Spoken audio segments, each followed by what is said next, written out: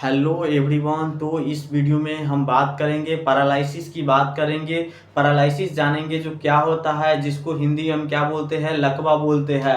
तो इस वीडियो में हम बात करेंगे पूरा लकवा के बारे में, आखिर लकवा क्या होता है और ये कैसे होता है, इसका मैनेजमेंट क्या होगा, इसका डायग्नोस्टिक टेस्ट क्या होगा, उसके बाद ये कितने टाइप्स के होते हैं। तो इस वीडियो में हम जानेंगे पैरालिसिस। तो पैरालिसिस क्या होता है, तो short notes and short video कह सकते हैं इसको।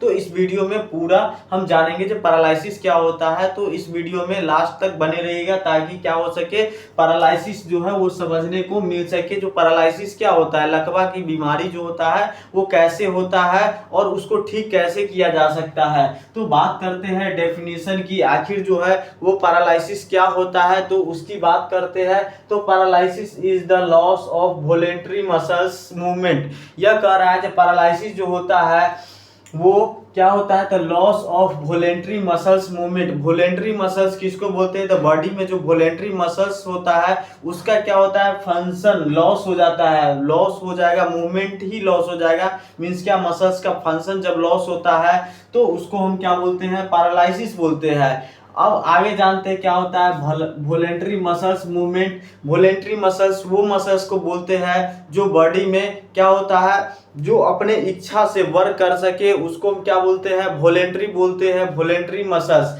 लाइक क्या, biceps, triceps, quadriceps, hamstring, leg muscles, जितना ये सब जितना मसल्स होते हैं, अपर लिम्ब, लोअर लिम्ब, ये सब, या बॉडी में एक्सटर्नल जो स्केलेटल से अटैच्ड होते हैं उसको हम स्केलेटल मसल्स बोलते हैं या वॉलेंटरी मसल्स बोलते हैं। तो इस मसल्स में जब वीकनेस होगा तो क्या होगा, या फंक्शन लॉस करेगा, मूवमेंट लॉस करेगा, तो उसको हम पैरालिसिस बोलेंगे। अब पैरालिसिस बोलेंगे तो और आगे क्या कह रहा है, पैरालिसिस क्या होता है, in part of the body. ये जो वॉलेंटरी मसल्स है ये किसका पार्ट है, तो बॉडी का पार्ट है, जिसका क्या हो रहा है, फंक्शन या मूवमेंट क्या हो रहा है, लॉस हो रहा है। उसके बाद usually due to damage to the nervous system. ये क्या होता है, आमतौर पे किसके कारण होता है, damage to the nervous system. Nervous system जब डैमेज करेगा तो उसके वजह से क्या होगा, पैरालिसिस। उसके वजह से क्या होगा, पैरालिसिस जो है वो बॉडी में पैरालिसिस डेवलप होगा या क्रिएट हो जाएगा, पैरालिसिस की कंडीशन हो जाएगा उस व्यक्ति को। तो ये हो गया पैरालिसिस क्या होता है। तो पैरालिसिस जो है यह एक प्रकार का क्या है, तो paralysis is the loss of voluntary muscles movement. Voluntary muscles, body के जो वॉलेंटरी मसल्स होते हैं उसके मूवमेंट क्या हो जाएगा, लॉस करेगा। उसके बाद क्या होगा, तो वो किसके कारण लॉस करेगा, तो वो करेगा damage to the nervous system. Nervous system damage होने के कारण वॉलेंटरी मसल्स जो होता है उसका फंक्शन या मूवमेंट लॉस हो जाएगा। उसके बाद अब नर्वस सिस्टम डैमेज हो रहा है क्या, तो नर्वस सिस्टम। तो नर्वस सिस्टम बॉडी में बहुत सारे क्या होता है, नर्वस सिस्टम होता है। लाइक क्या कर सकते हैं, 8 9 10 जो है वो सिस्टम्स होते हैं, जैसे डाइजेस्टिव सिस्टम, रेस्पिरेटरी सिस्टम। उसी प्रकार से एक नर्वस सिस्टम है जो एक तरह से कह सकते हैं बॉडी का क्या है, तो एक तरह से जो है बॉडी का बैलेंस एंड बॉडी कैसे फंक्शन कर रहा है उसका मूवमेंट, मींस क्या कह सकते हैं, एक मॉनिटर है जिसके वजह से क्या है, पूरा बॉडी जो है फंक्शन कर रहा है। अगर ये ना हो, नर्वस सिस्टम हो, तो इसके बगैर जो है वो कुछ भी पॉसिबल नहीं है। तो बात करते हैं नर्वस सिस्टम की। तो नर्वस सिस्टम में ये क्या डैमेज करेगा, तो नर्वस सिस्टम में डैमेज करेगा ब्रेन। हो सकता है ब्रेन का पार्ट जो है वो डैमेज करे, हो सकता है स्पाइनल कॉर्ड। स्पाइनल कॉर्ड भी नर्वस सिस्टम में ही आते हैं। नर्वस सिस्टम का जब हम ब्रांच पढ़ते हैं जिसमें क्या क्या होते हैं, तो उसमें आते हैं ब्रेन आते हैं, स्पाइनल कॉर्ड आते हैं, इस प्रकार से आते हैं। फिर स्पाइनल कॉर्ड का क्या होते हैं, टाइप्स होते हैं। तो इस प्रकार से जो है से वो डिफरेंट तरह के होते हैं, जिसमें क्या होगा, तो पैरालिसिस के लिए रिस्पॉन्सिबल होगा ब्रेन, स्पाइनल कॉर्ड और पेरिफेरल नर्व। और पेरिफेरल नर्व क्या मतलब, क्या स्पाइनल कॉर्ड से जो दूर जितने भी लिम्स या कह सकते हैं बॉडी पार्ट्स में जो नर्व सप्लाई होते हैं उसको हम क्या बोलते हैं, पेरिफेरल नर्व बोलते हैं। तो ये सब में अगर कहीं भी इंजरी होता है, दिक्कतें होती है, तो या डैमेज होता है, तो उसके वजह से पैरालिसिस होगा। अब बात करते हैं पैरालिसिस का कारण, मेन कारण क्या होगा। ये तो कह रहा है इफेक्ट करता है नर्वस सिस्टम को, लेकिन अब मेन हम जानेंगे जो कॉज इसका क्या होगा पैरालिसिस पैरालाइसिस का। तो पैरालाइसिस की कॉज की बात करें तो कॉज कह रहा है जी ये स्ट्रोक की वजह से होगा। स्ट्रोक अगर बॉडी में क्या होता है, स्ट्रोक आता है, स्ट्रोक मींस कहाँ आएगा तो ब्रेन में जब भी अगर स्ट्रोक आता है तो उसके वजह से क्या होंगे, पैरालाइसिस डेवलप हो सकते हैं। तो पैरालाइसिस का कंडीशन आ जाएगा जो मोस्ट कॉमन होता है। स्ट्रोक जो होता है वो मोस्ट कॉमन होता है। ज्यादातर पैरालाइसिस के केस में किसके वजह से होता है तो वो स्ट्रोक की वजह से होता है। वो किसके वजह से होता है तो स्ट्रोक की वजह से ही ज्यादातर पैरालाइसिस की केस देखने को मिलते हैं। अब नेक्स्ट बात करते हैं स्पाइनल कॉर्ड इंजरी। अगर स्पाइनल कॉर्ड इंजरी होते हैं तो उसके वजह से भी क्या होंगे तो पैरालाइज हो जाएंगे। मींस क्या अगर कह सकते हैं अगर हम सर्वाइकल से अगर नीचे की अगर स्पाइनल कॉर्ड में इंजरी होता है तो लोअर लिम्ब को अफेक्ट करेगा एंड एब्डोमेन ये सबको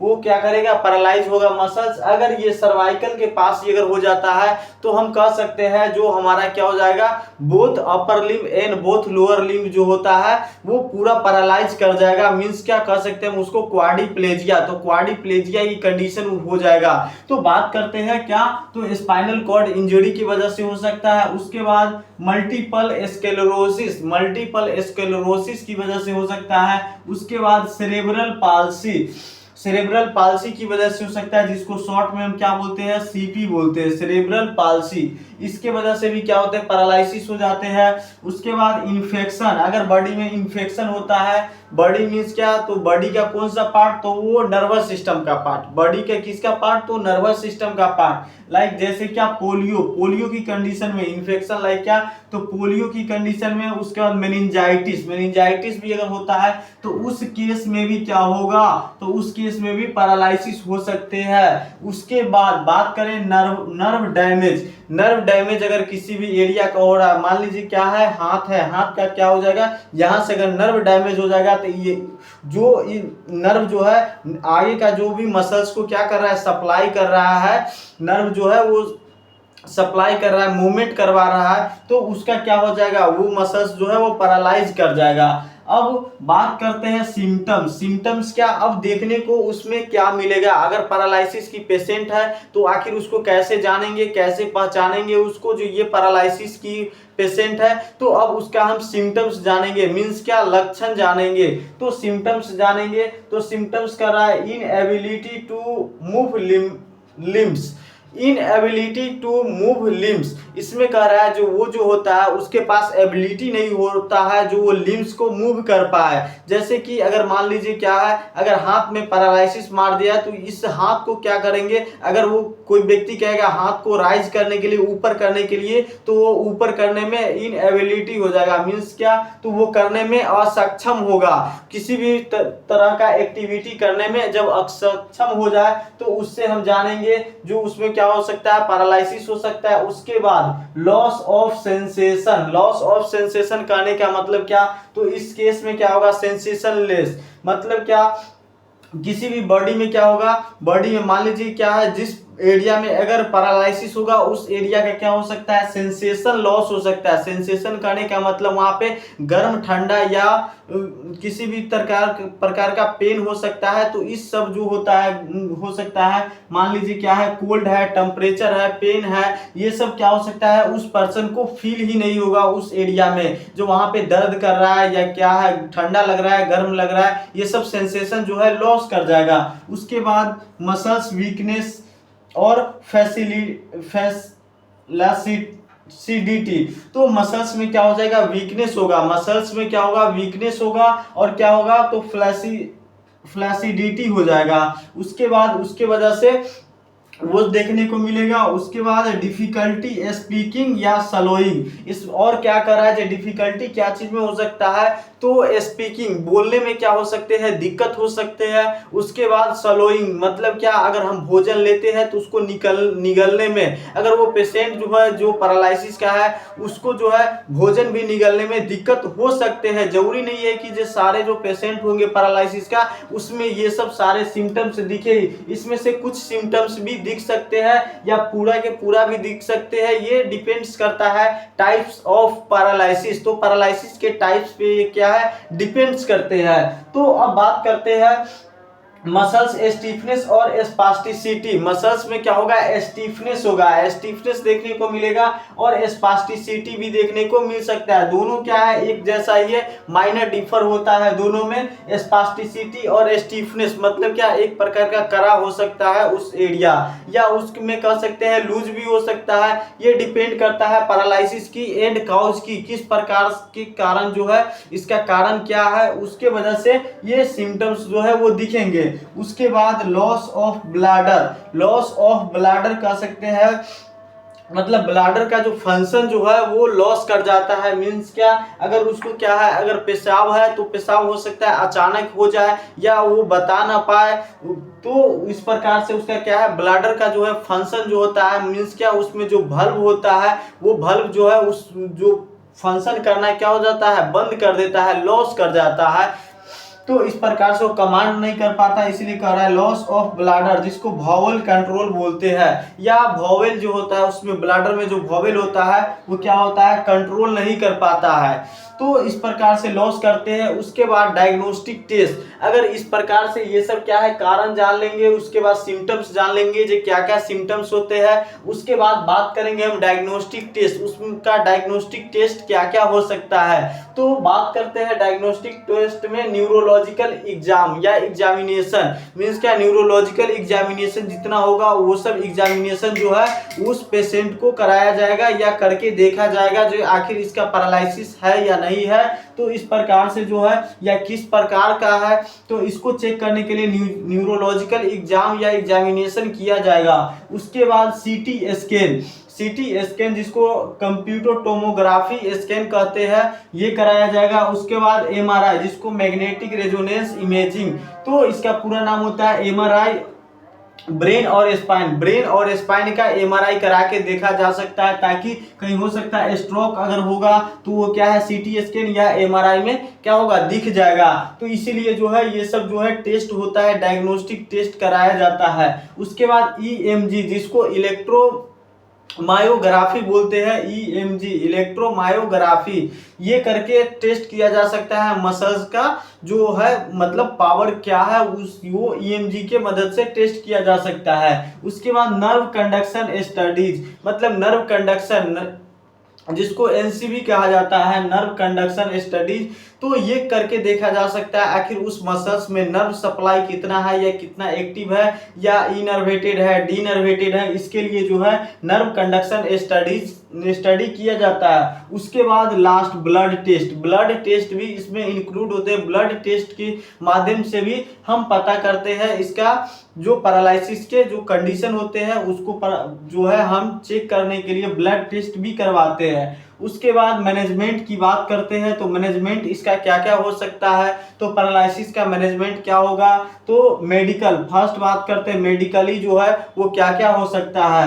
तो कह रहा है अंडरलाइंग काउज, अंडरलाइंग काउज कहने का मतलब ये काउज के ऊपर डिपेंड करेगा। मान लीजिए स्पाइनल कॉर्ड इंजरी है तो इसके हिसाब से हम क्या करेंगे, मेडिसिन को देंगे। उसके बाद स्ट्रोक आया है तो ब्रेन लेवल का हम क्या करेंगे, उसमें उसका मेडिसिन देंगे। इन्फेक्शन है तो उस प्रकार से, तो डिफरेंट ये काउज पे डिपेंड करता है जो उसका जो है मेडिकेशन कैसे किया जाएगा। उसके बाद जो है मेडिकेशन, तो मेडिकेशन जिसमें कॉर्टिकोस्टेरॉइड, कॉर्टिकोस्टेरॉइड उसको दिया जा सकता है। उसके बाद एंटीवायरल, एंटीवायरल या एंटी एस्पास्मोडिक, तो एंटी एस्पास्मोडिक या एंटीवायरल उसको क्या कर दिया जा सकता है मेडिकेशन के रूप में। उसके बाद सेकेंड आता है, ये तो मेडिकल में था। उसके बाद सेकेंड बात करते हैं, तो सेकेंड में आता है रिहैबिलिटेशन, रिहैबिलिटेशन उसको करके क्या किया जा सकता है, तो उसको फिर से मतलब ट्रीट किया जा सकता है। तो रिहैबिलिटेशन, उसके बाद रिहैबिलिटेशन मीन्स क्या, तो उसको फिर से मतलब पहले जैसा उसको मूवमेंट या फंक्शन में लाने के लिए उसको रिहैब कराया जाएगा। उसके बाद बात करें physiotherapy to improve strength and mobility. अब उस जो है अगर उसका पैरालाइज होता है तो उसमें क्या होगा, उसका मसल्स जो वीक हो रहा है वॉलेंटरी मसल्स, उसमें स्ट्रेंथ एंड क्या है तो मोबिलिटी के लिए उसको क्या किया जाएगा तो फिजियोथेरेपी किया जाएगा। फिजियोथेरेपी के माध्यम से उसमें इंप्रूव करेगा क्या तो स्ट्रेंथ एंड मोबिलिटी इंक्रीज करेगा, इंप्रूव करेगा। उसके बाद ऑक्यूपेशनल थेरेपी। ऑक्यूपेशनल थेरेपी कहने का मतलब जो वो बहुत सारे चीज जो भूल गए हैं, डाइवर्ट कर रहे हैं, उसको जो है वो कोऑर्डिनेशन में लाएगा, उसको बताएगा, फिर से रीगेन मतलब क्या, फिर से वो चीज को याद करवाना, वो सब किस में आता है ऑक्यूपेशनल थेरेपी में आते हैं। उसके बाद स्पीच थेरेपी। यहाँ पे क्या हो रहा था, लॉस हो रहा था स्पीच, डिफिकल्टी हो रहा था बोलने में, तो इस प्रकार से उसको स्पीच थेरेपी दे करके फिर से वो पहले जैसा बोल सके, क्लियरली बोल सके, तो उसके लिए स्पीच थेरेपी दिया जाता है इफ नीडेड। इफ नीडेड कहने का मतलब जरूरत के हिसाब से, अगर उस पैरालिसिस वाले पेशेंट का अगर क्या है स्पीच में अगर प्रॉब्लम है तब जाकर के उसको स्पीच थेरेपी दिया जा सकता है। उसके बाद use of assistive device. Use of assistive device कहने का मतलब पैरालिसिस को ठीक करने के लिए जो भी डिवाइस अगर उसमें क्या है उसकी जरूरत पड़ेगा तो उसको कह रहा है यूज करने के लिए। लाइक क्या हम कर सकते हैं इस केस में, मसल्स स्टिमुलेटर होता है और सारे होते हैं, डिफरेंट रिहेबिलिटेशन के लिए होते हैं, तो बहुत सारे वॉकर होते हैं, तो ये सब जो है यूज किया जा सकता है। उसके बाद जिसमें हम कह सकते हैं वॉकर है, व्हील चेयर है, तो ये सब किस में आते हैं तो ये सब आते हैं असिस्टिव डिवाइस में आते हैं। अब नेक्स्ट बात करते हैं टाइप्स ऑफ पैरालिसिस। पैरालिसिस तो जान गए जी क्या होता है, इसका डेफिनेशन जाने, पैरालिसिस क्या होता है, काउज जान गए किसके कारण से होता है, सिम्टम्स क्या क्या दिखते हैं ये भी जान गए, उसके बाद डायग्नोस्टिक टेस्ट भी जान गए, उसके बाद मैनेजमेंट, इसको कैसे ट्रीट किया जा सकता है, कैसे इसको ठीक किया जा सकता है, तो इसकी बात कर लिए। अब जानेंगे जी जो पैरालिसिस जो होते हैं वो कितने टाइप्स के होते हैं, तो ये कितने होते हैं 4 5 6 टाइप्स के भी कह सकते हैं या 5 टाइप्स कह सकते हैं।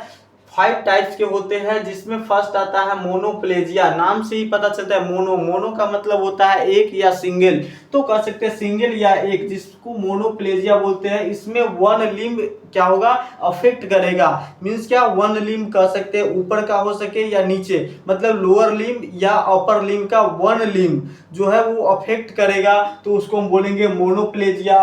उसके बाद हेमीप्लेजिया।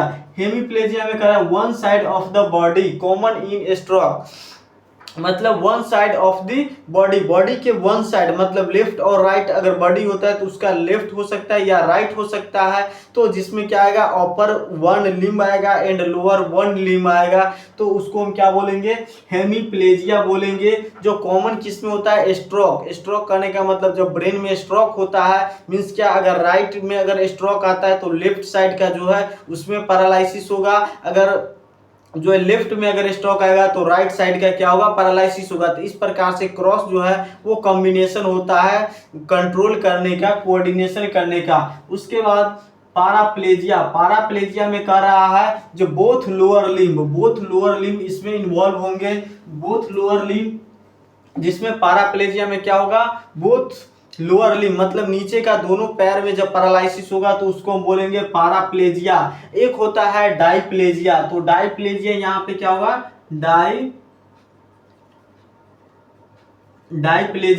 डाइप्लेजिया में क्या होगा बोथ अपर लिम्ब होगा,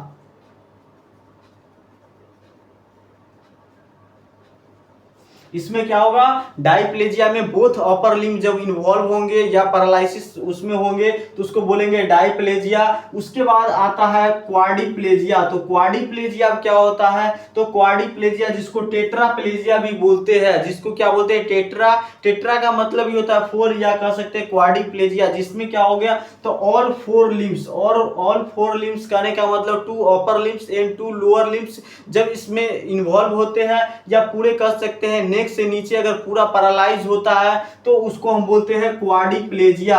उसके बाद लास्ट बात करते हैं हम बेल्स पाल्सी की। बेल्स पाल्सी या कह सकते हैं फेशियल पाल्सी, जो एक जैसा दोनों ही होता है, बेल्स पाल्सी या फेशियल पाल्सी कह सकते हैं, जिसमें क्या होता है टेम्पररी फेशियल पैरालिसिस, जिसमें क्या होता है टेम्पररी जो होता है वो क्या होगा, फेशियल फेशियल क्या होगा, पैरालाइज कर जाएगा।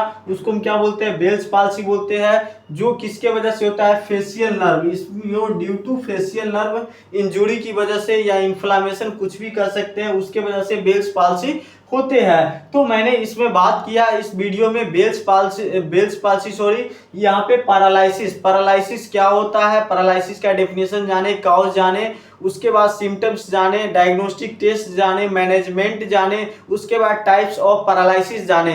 तो इस वीडियो में इतना ही, नेक्स्ट वीडियो में फिर बात करेंगे नेक्स्ट वीडियो पे।